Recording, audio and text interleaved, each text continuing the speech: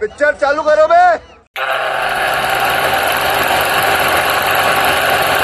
Supreme court का एक order जिसे सिर्फ एक वजह से तुरंत खारिज किया जा सकता था, लेकिन उसे वैसे खारिज नहीं किया गया, और जो ऑर्डर पास हुआ उसी से जन्म हुआ एक ऐसे शब्द का जो आज सुप्रीम कोर्ट की शक्ति का केंद्र है। क्या बात कर रहे हैं? चलिए शुरू करते हैं। इस कहानी को समझने के लिए हमें जाना होगा 31 अक्टूबर 2017 पर। आइए देखते हैं, मजा आएगा। उस दिन सुप्रीम कोर्ट की कॉन्स्टिट्यूशन बेंच का एक जजमेंट आया।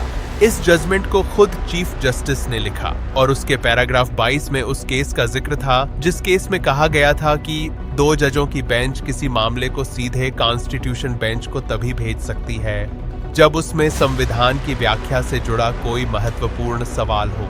लेकिन 9 नवंबर 2017 के जिस ऑर्डर ने मामले को कॉन्स्टिट्यूशन बेंच के पास भेजा था, वो केस उस शर्त को पूरा ही नहीं करता था और सिर्फ यही वजह उस ऑर्डर को खारिज करने के लिए काफी थी।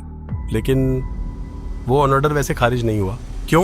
क्योंकि 10 नवंबर 2017 को सुप्रीम कोर्ट की कॉन्स्टिट्यूशन बेंच ने एक ऐतिहासिक ऑर्डर पास किया। 10 नवंबर को कहा गया, CJI is the master of roster. Master of roster का मतलब सुप्रीम कोर्ट की 3 सबसे बड़ी शक्तियां। पहली, बेंच में कितने जज होंगे। दूसरी, बेंच में कौन कौन जज होंगे। और सबसे अहम, कौन सा केस किस बेंच के पास जाएगा। अब सबसे बड़ा सवाल, क्या इन तीनों शक्तियों के लिए कोई साफ प्रावधान है?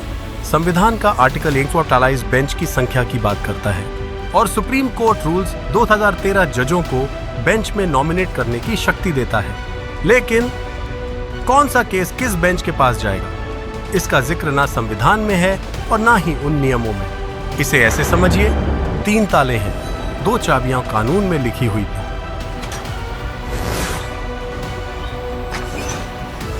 लेकिन तीसरी चाबी सिर्फ एक परंपरा थी। और शायद 10 नवंबर 2017 का वो कॉन्स्टिट्यूशन बेंच ऑर्डर उसी परंपरा को कानून की ताकत देना चाहता था, क्योंकि संविधान का आर्टिकल 148 कहता है सुप्रीम कोर्ट का फैसला पूरे देश के लिए कानून बन जाता है।